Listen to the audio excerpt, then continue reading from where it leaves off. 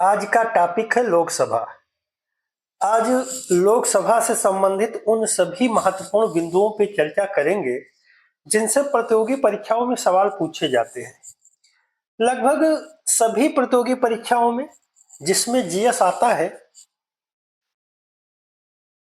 Lok Sabha topic से कोई ना कोई प्रश्न पूछा ही पूछा जाता है। तो उन्हीं प्रश्नों को, उन्हीं महत्वपूर्ण बिंदुओं को टारगेट करके आज का क्लास तैयार किया गया है। आज का क्लास शुरू करें उससे पहले आप लोगों से अनुरोध है कि यदि आप अपना जीएस पावर इंप्रूव करना चाहते हैं, कोई भी प्रतियोगी परीक्षा एक ही बार में क्रैक करना चाहते हैं, तो जीएस वाले बाबा को सब्सक्राइब करें और ऑल का बटन दबाना ना भूलें। यही आपकी गुरुदक्षिणा होगी। चलिए शुरू करते हैं आज का क्लास। भारतीय संसद जो है वो राष्ट्रपति, राज्यसभा और लोकसभा से मिलकर बनी हुई है। यहाँ ये भी बहुत महत्वपूर्ण पॉइंट है, यहाँ से भी सवाल बनते हैं, कई प्रतियोगी परीक्षाओं में पूछे गए हैं। याद रखिएगा, जो हमारी संसद है, जो भारतीय संसद है, वो राष्ट्रपति, राज्यसभा और लोकसभा से मिलकर बनी हुई। ये तीन महत्वपूर्ण अंग है भारतीय संसद के। राष्ट्रपति और राज्यसभा को पूर्व में पढ़ा जा चुका है, उसके महत्वपूर्ण बिंदुओं पर चर्चा किया जा चुका है, जिसका वीडियो जीएस वाले बाबा चैनल पे पड़ा हुआ है, जाके आप लोग उसको देख सकते हैं। आज का टॉपिक है लोकसभा। तो आज लोकसभा पे ही चर्चा किया जाएगा, उन सारे महत्वपूर्ण बिंदुओं पर जहां से प्रतियोगी परीक्षाओं में प्रश्न बनते हैं, उन्हीं महत्वपूर्ण बिंदुओं पे। तो पहला पॉइंट तो यही है कि लोकसभा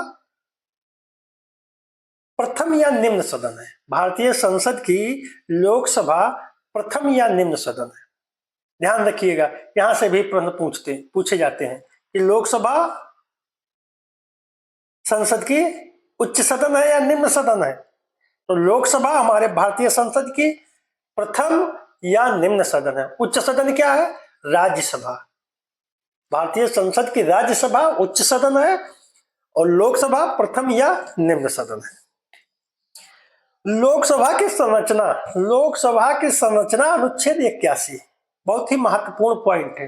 आईएएस विभिन्न स्टेट के पेपरों में आने वाला क्वेश्चन है। ये कई बार पूछा जाने वाला पॉइंट है। याद रखिएगा कि लोकसभा की संरचना अनुच्छेद 81, यानी हमारे भारतीय संविधान में लोकसभा के संरचना से संबंधित जो प्रावधान किए गए हैं वो किस अनुच्छेद में है? अनुच्छेद 81 में। इसको दिमाग में बैठा लीजिएगा, बहुत ही महत्वपूर्ण पॉइंट है। लोकसभा की संरचना से संबंधित जो प्रावधान भारतीय संविधान में किए गए हैं वो अनुच्छेद 81 में किया गया है। ठीक है, अगला पॉइंट देखते हैं कि अगला पॉइंट क्या है लोकसभा से संबंधित। तो आज का जो पहला सवाल है, हम लोग सवाल, महत्वपूर्ण टॉपिक, उससे संबंधित सवाल कि प्रश्न कौन सा महत्वपूर्ण टॉपिक है, उससे कैसे प्रश्न बनते हैं, उसका जिक्र करते हुए आगे क्लास में बढ़ेंगे। तो आज का जो पहला क्वेश्चन है कि मूल संविधान में लोकसभा की सदस्य संख्या कितनी निश्चित की गई थी। क्वेश्चन को ध्यान से पढ़िएगा, बड़ा सरल क्वेश्चन लग रहा है लेकिन है बहुत टिपिकल क्वेश्चन।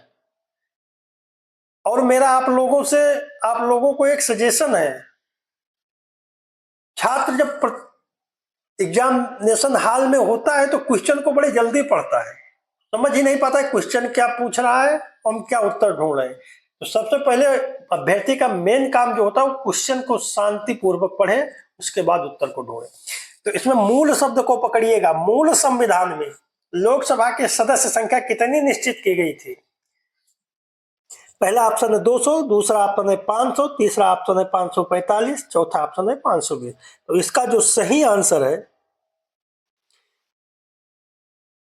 कि मूल संविधान में लोकसभा के सदस्य संख्या जो निश्चित की गई थी वो 500।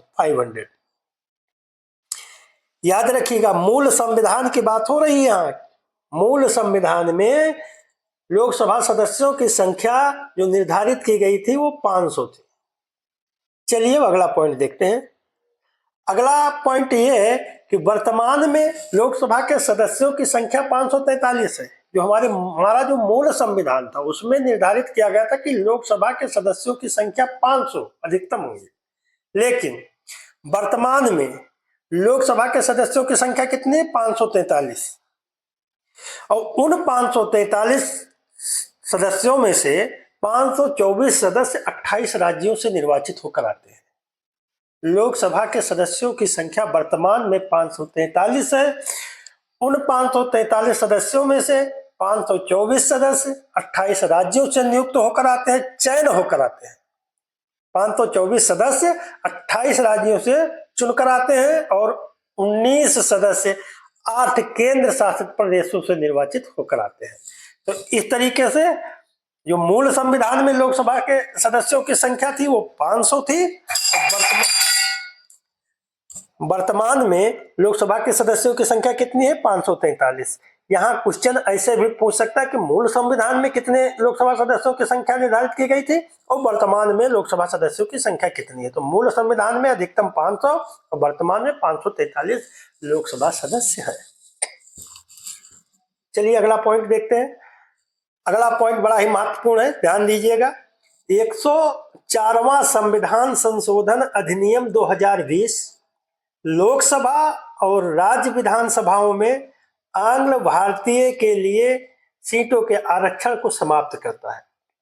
यहां से भी क्वेश्चन बनता है कि किस संविधान संशोधन में आंग्ल भारतीयों के आरक्षण को समाप्त किया गया? तो 104वां संविधान संशोधन में आंग्ल भारतीयों के लिए जो सीटें आरक्षित होती थी उसको समाप्त कर दिया गया। 104वां संविधान संशोधन अधिनियम 2020 से पहले लोकसभा और राज्य की विधानसभाओं में 2 सीट लोकसभा में थी। तो राज्य के विधानसभाओं में और लोकसभाओं में 104वां संविधान संशोधन से पहले आंग्ल भारतीयों के लिए सीटें आरक्षित होती थी। क्या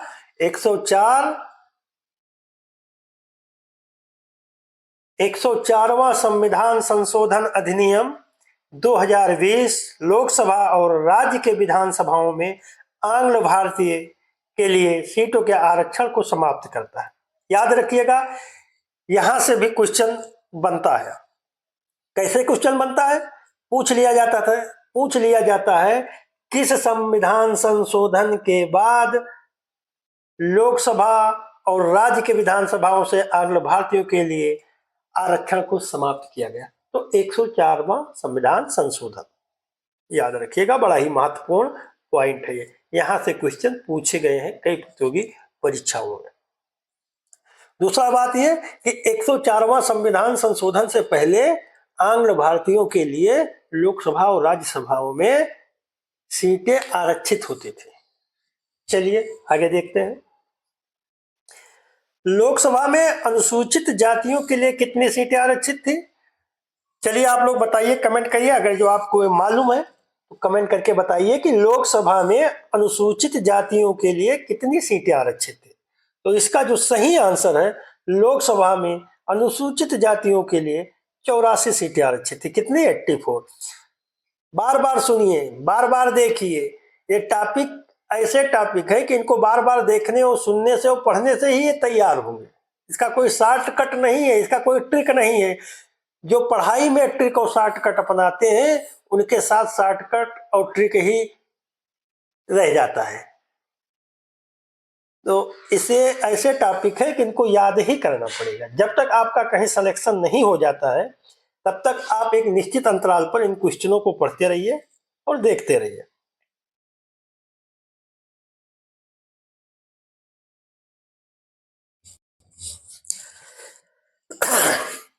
अगला क्वेश्चन है हमारा, लोकसभा में जनजाति के लिए कितनी सीटें आरक्षित थी? लोकसभा में अनुसूचित जातियों के लिए कितनी सीटें आरक्षित थी? 84। क्लियर है? तो लोकसभा में जनजाति के लिए कितनी सीटें आरक्षित थी? तो लोकसभा में जनजातियों के लिए 47। कितनी सीटें आरक्षित थी? 47। लोकसभा में जनजातियों के लिए कितनी सीटें आरक्षित थी? 47। चलिए अगला पॉइंट देखते हैं लोकसभा से संबंधित। लोकसभा की सदस्यता के लिए क्या योग्यता है? कोई व्यक्ति लोकसभा का सदस्य कैसे हो सकता है? लोकसभा का चुनाव लड़ने के लिए क्या क्वालिफिकेशन चाहिए? तो लोकसभा की सदस्यता के लिए योग्यता जो है वो भारत का नागरिक होना चाहिए, वो भारत का नागरिक हो, आयु 25 वर्ष से कम ना हो। यहाँ ये भी बहुत कंफ्यूज करने वाले पॉइंट है, याद रखिएगा। कई बार सवाल कंफ्यूज करने वाले ऑप्शन होते हैं। लोकसभा की सदस्यता के लिए जो आयु चाहिए वो 25 वर्ष से कम नहीं होनी चाहिए। 25 वर्ष हो या उससे अधिक हो, लेकिन 25 वर्ष से कम ना हो। केंद्र और राज्य सरकार के अंतर्गत किसी लाभ के पद पर ना हो। और जो चौथा पॉइंट है वो पागल अथवा दिवालिया ना हो। तो याद रखिएगा कि लोकसभा की सदस्यता के लिए जो योग्यता है कि वो व्यक्ति भारत का नागरिक हो, आयु उसकी 25 वर्ष से कम ना हो, केंद्र और राज्य सरकार के अंतर्गत किसी लाभ के पद पर ना हो, पागल अथवा दिवालिया ना हो, तो वो व्यक्ति लोकसभा का चुनाव लड़ सकता है। लोकसभा की सदस्यता की ये प्रमुख योग्यताएं हैं। चलिए आगे देखते हैं। अगला हमारा क्वेश्चन है कि लोकसभा का कार्यकाल कितने वर्ष का होता है। लोकसभा का कार्यकाल कितने वर्ष का होता है। ये सारे क्वेश्चन देखने में लगते हैं कि बहुत सरल है, लेकिन इनके ऑप्शन ऐसे होते हैं जब अभ्यर्थी प्रेशर में होता है, एग्जामिनेशन हॉल में होता है, वहां कंफ्यूज हो जाता है। अगर जो कॉन्सेप्ट उसका क्लियर नहीं है, मन लगा कि उसने पढ़ा नहीं है, उसने पढ़ाई में कोई शॉर्टकट अपनाया है, कोई ट्रिक अपनाया है, तो वो कंफ्यूज रहता है। जो अभ्यर्थी लगातार मेहनत करते रहते हैं, निश्चित समय अंतराल पर इसको बार बार दोहराते रहते हैं, पढ़ते रहते हैं, वो अंततोगत्वा किसी भी प्रतियोगी परीक्षा में सफल होते हैं, कंफ्यूज नहीं होते। देखिएगा लोकसभा का कार्यकाल कितने वर्ष का होता है। तो लोकसभा का जो कार्यकाल होता है वो 5 ईयर का होता है। यहाँ बच्चा कंफ्यूज कैसे होता है, देखिएगा। क्योंकि राज्यसभा जो होती है उसका कार्यकाल होता है 6 वर्ष का, 6 वर्ष का होता है। लोकसभा के सदस्य का कार्यकाल 5 वर्ष का होता है। तो 5 और 6 में बच्चा बड़ा ही कंफ्यूज होता है। तो इसका जो सही आंसर है, लोकसभा का कार्यकाल 5 ईयर का होता है और राज्यसभा का कार्यकाल 6 ईयर का होता है, याद रखिएगा। चलिए अगला पॉइंट देखते हैं। अगला प्रश्न है हमारा कि किसके परामर्श पर लोकसभा को समय से पूर्व भंग किया जा सकता है। तो याद रखिएगा कि प्रधानमंत्री के परामर्श पर राष्ट्रपति लोकसभा को समय से पूर्व भंग कर सकता है। तो इसका जो सही ऑप्शन है, सही आंसर है, वो है प्रधानमंत्री। क्योंकि किसके परामर्श पर, तो प्रधानमंत्री के परामर्श पर। कौन समय से पूर्व भंग कर सकता है लोकसभा को, राष्ट्रपति।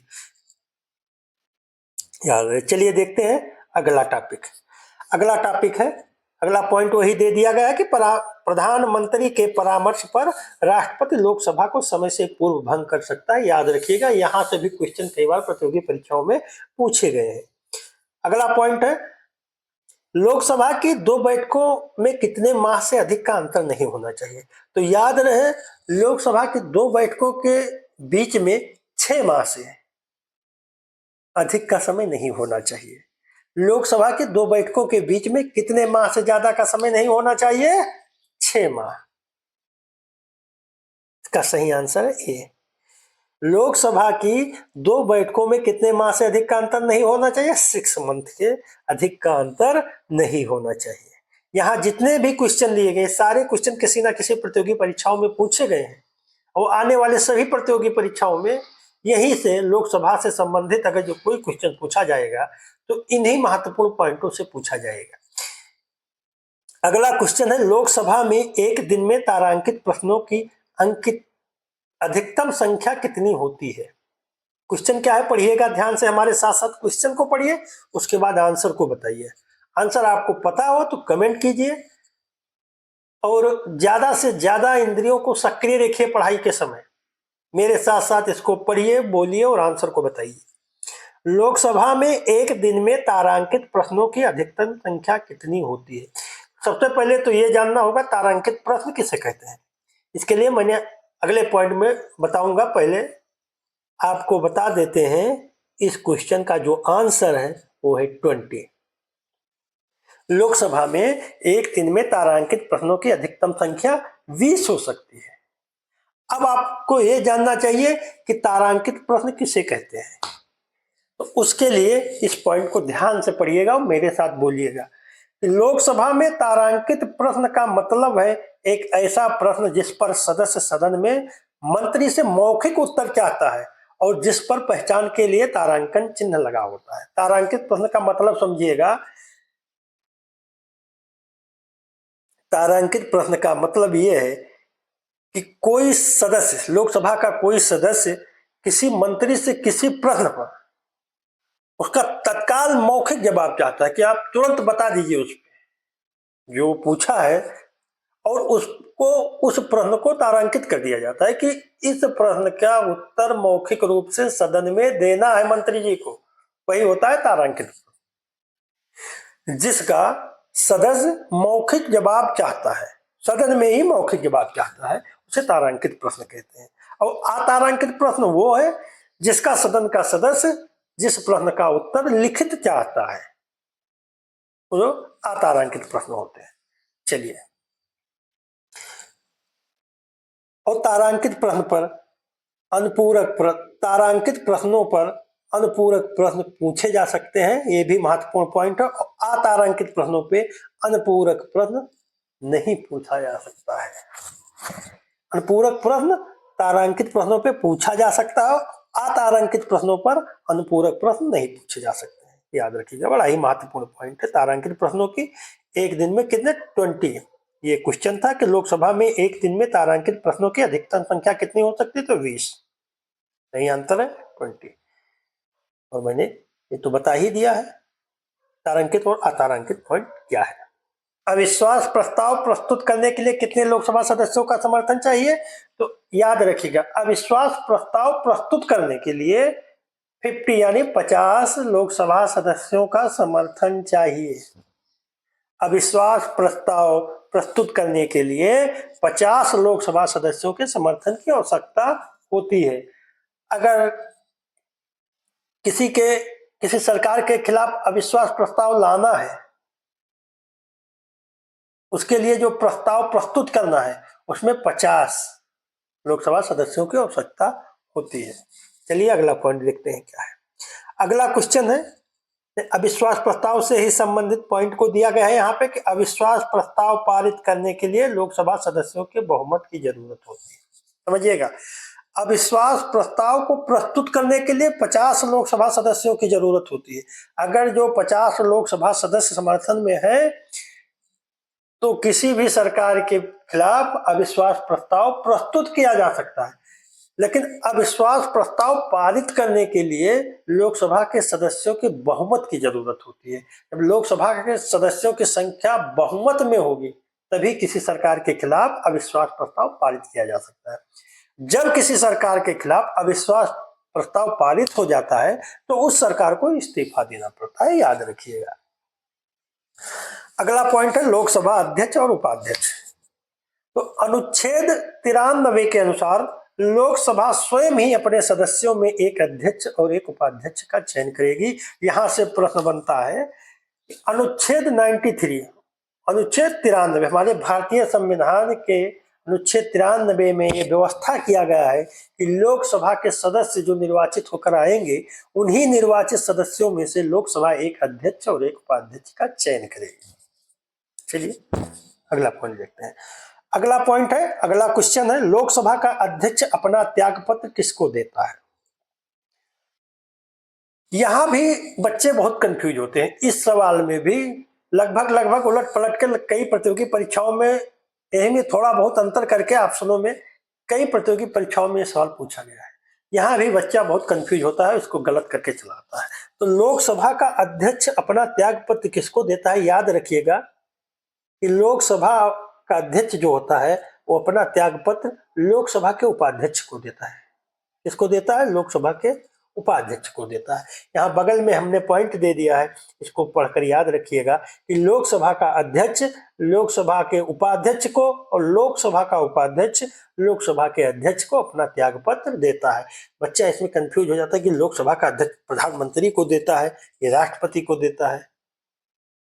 तो प्रधानमंत्री, राष्ट्रपति, उपाध्यक्ष, ये 3 ऑप्शन रहते ही रहते हैं। हर जहां भी ये क्वेश्चन पूछा जाता है उसमें ये 3 ऑप्शन रहता ही रहता है और इसी में बच्चा कंफ्यूज होता है।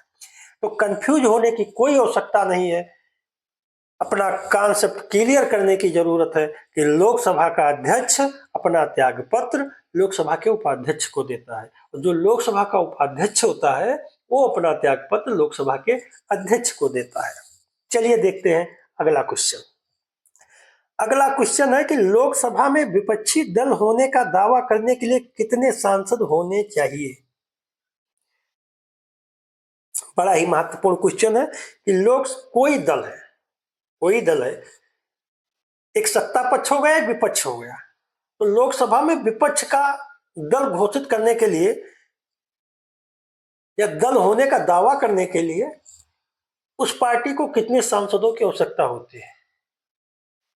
तो कोई पार्टी तभी विपक्ष का दल घोषित हो सकता है, अपने आप को होने का विपक्ष दल होने का दावा कर सकता है, जब उसके पास 55 यानी 55 सांसद हो।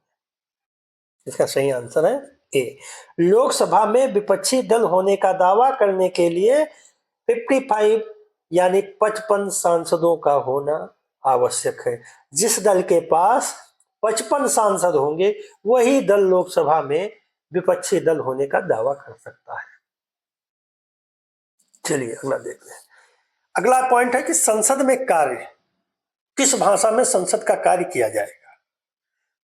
तो इसका जो है कि संसद में कार्य हिंदी या अंग्रेजी में अनुच्छेद 348 में यह व्यवस्था किया गया है कि संसद का जो कार्य होगा वो हिंदी या अंग्रेजी में होगा।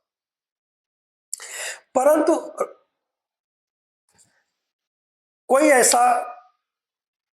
लोकसभा का कोई ऐसा सदस्य, सदन का कोई ऐसा सदस्य जो हिंदी अंग्रेजी में अपनी अभिव्यक्ति को नहीं व्यक्त कर सकता है, अपनी बात नहीं रख सकता है, तो उसको लोकसभा का अध्यक्ष या राज्यसभा का सभापति या उस कार्य को करने वाला अन्य व्यक्ति उस सदस्य को अपनी मातृभाषा में सदन को संबोधित करने की अनुज्ञा दे सकेगा। अनुच्छेद 120 उनमें व्यवस्था किया गया है। ध्यान से पढ़िएगा। संसद में कार्य हिंदी या अंग्रेजी में अनुच्छेद 348 के अधीन रहते हुए किया जाएगा, परंतु राज्यसभा या सभापति या लोकसभा का अध्यक्ष या उस रूप में कार्य करने वाला व्यक्ति किसी सदस्य को जो हिंदी या अंग्रेजी में अपनी पर्याप्त अभिव्यक्ति नहीं कर सकता है, अपनी मातृभाषा में सदन को संबोधित करने की अनुज्ञा दे सकेगा। अनुच्छेद 120 का एक।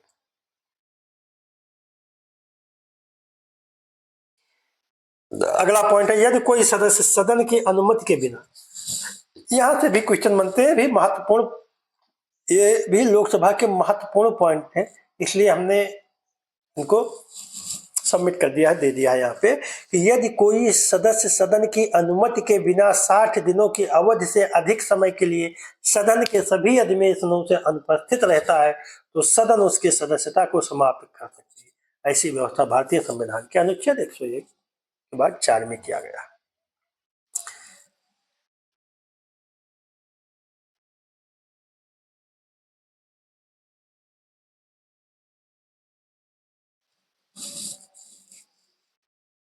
अब हम पढ़ेंगे लोकसभा से संबंधित कि कौन सी लोकसभा में किस पंचवर्षीय में कौन सा अध्यक्ष था, लोकसभा के अध्यक्ष कौन कौन रहे। मतलब जैसे पहली लोकसभा के कौन से अध्यक्ष थे, दूसरी लोकसभा अध्यक्ष कौन था, तीसरी लोकसभा अध्यक्ष कौन था, ऐसे क्वेश्चन पूछ लिए जाते हैं कि भारतीय संसद के चौथी लोकसभा के लोकसभा अध्यक्ष कौन थे, पांचवी लोकसभा के लोकसभा अध्यक्ष कौन थे। ऐसे क्वेश्चन क्योंकि परीक्षाओं में पूछा जाता है। तो जो भारतीय संसद की जो प्रथम लोकसभा थी, प्रथम लोकसभा के अध्यक्ष थे गणेश वासुदेव मालवंकर, यस अनंत सय्यनम अय्यंगर। दूसरी लोकसभा के एम अनंत सय्यनम अय्यंगर। तीसरी लोकसभा के हुकुम सिंह। चौथी लोकसभा के लोकसभा अध्यक्ष नीलम संजीव रेड्डी, गुरदयाल सिंह ढिल्लो। पांचवी लोकसभा के लोकसभा अध्यक्ष थे गुरदयाल सिंह ढिल्लो, बलिराम भगत। याद रहे 5वीं लोकसभा के लोकसभा अध्यक्ष गुरदयाल सिंह ढिल्लो, बलराम भगत थे। 6ठी लोकसभा के लोकसभा अध्यक्ष नीलम संजीव रेड्डी, के.एस. हेगड़े।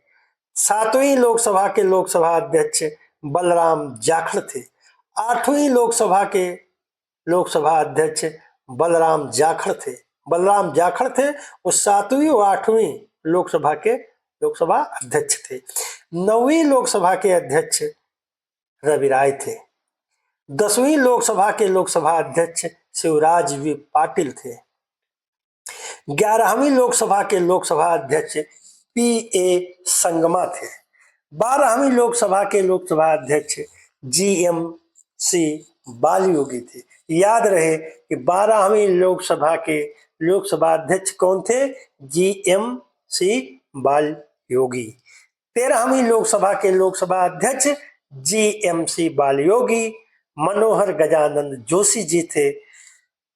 पूछ लिया जाता है सवाल कि 14वीं लोकसभा के लोकसभा अध्यक्ष कौन था? तो 14वीं लोकसभा का लोकसभा अध्यक्ष सोमनाथ चटर्जी थे। 15वीं लोकसभा का लोकसभा अध्यक्ष कौन था? तो मीरा कुमार थी। बड़ा ही महत्वपूर्ण पॉइंट है, मीरा कुमार लोकसभा की पहली महिला लोकसभा अध्यक्ष थी।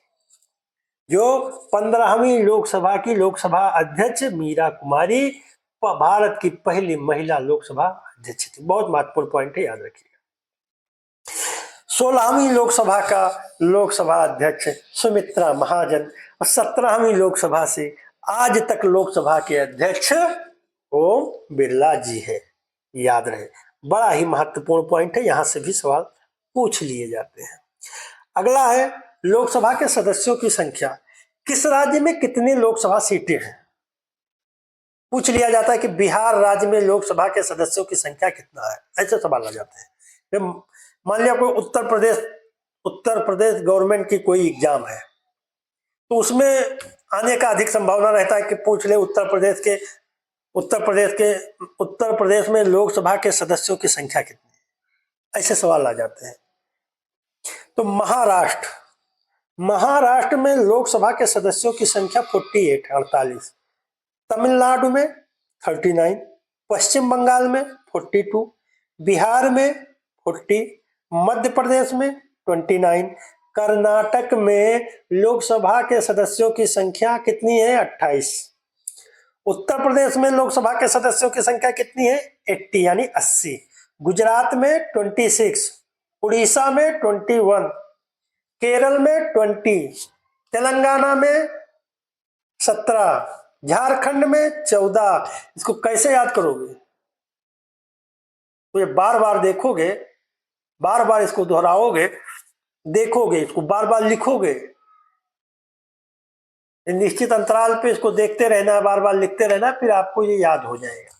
फिर किसी भी प्रतियोगी परीक्षा में आएगा, आप इसको सही कर ले जाएंगे तो ये मेरिट, आपको मेरिट बढ़ाने वाले। जो ऐसे क्वेश्चनों में लोग गलत बहुत होते हैं, ऐसे ही क्वेश्चनों में लोग कंफ्यूज होते हैं, क्योंकि ये याद करने वाले, जो इन पर समय देगा वो उसी का ये क्वेश्चन सही जाएंगे और मेरिट में सिलेक्शन होगा। इसका कोई शॉर्टकट नहीं है कि आप इसका ट्रिक लगा लेंगे, शॉर्टकट करके याद कर लेंगे, इसको याद करना है। असम में लोकसभा की कितनी सीटें हैं? 14, पंजाब में 13, छत्तीसगढ़ में 11, हरियाणा में 10, उत्तराखंड में 5, हिमाचल प्रदेश में 4, मेघालय, अरुणाचल प्रदेश, गोवा, मणिपुर, त्रिपुरा, ये 5 प्रदेशों में लोकसभा के सदस्यों की संख्या कितनी है? 2। कहाँ? मेघालय, अरुणाचल प्रदेश, गोवा, मणिपुर, त्रिपुरा में लोकसभा के सदस्यों की संख्या कितनी है? 2। सिक्किम, नागालैंड, मिजोरम में कितना है? 1। लोकसभा सदस्यों की संख्या कितना है? 1। कहाँ? सिक्किम, नागालैंड, मिजोरम। राजस्थान और आंध्र प्रदेश में लोकसभा की 25 सीटें हैं। लोकसभा के सदस्यों की संख्या केंद्र शासित राज्यों में, जो केंद्र शासित राज्य हैं, संघीय राज्य हैं, उसमें दिल्ली में 7 है, जम्मू कश्मीर में 5 है, लद्दाख में 1 सीट है, पुदुचेरी में 1 सीट है, चंडीगढ़ में 1 सीट है, दादर व नगर हवेली, दमन एवं दीव में 2 सीटें हैं, अंडमान निकोबार में लोकसभा के सदस्यों की संख्या 1 है, लक्षद्वीप में लोकसभा के सदस्यों की संख्या 1 है। आज का क्लास लोकसभा से संबंधित हमने प्रयास किया सारे क्वेश्चनों को आपके समक्ष रखा जाए जो किसी न किसी प्रतियोगी परीक्षाओं में पूछे जाते हैं, और मेरा विश्वास है कि ये पूरा वीडियो देखने के बाद लोकसभा से संबंधित कोई भी सवाल पूछा जाएगा तो उसको आप सही करेंगे। बाकी आप लोगों से अनुरोध है अपने जीएस पावर को इम्प्रूव करने के लिए और गुण दक्षिणा के रूप में जीएस वाले बाबा को सब्सक्राइब करें और आल का बटन दबाना न भूलें। जय हिंद, जय भारत।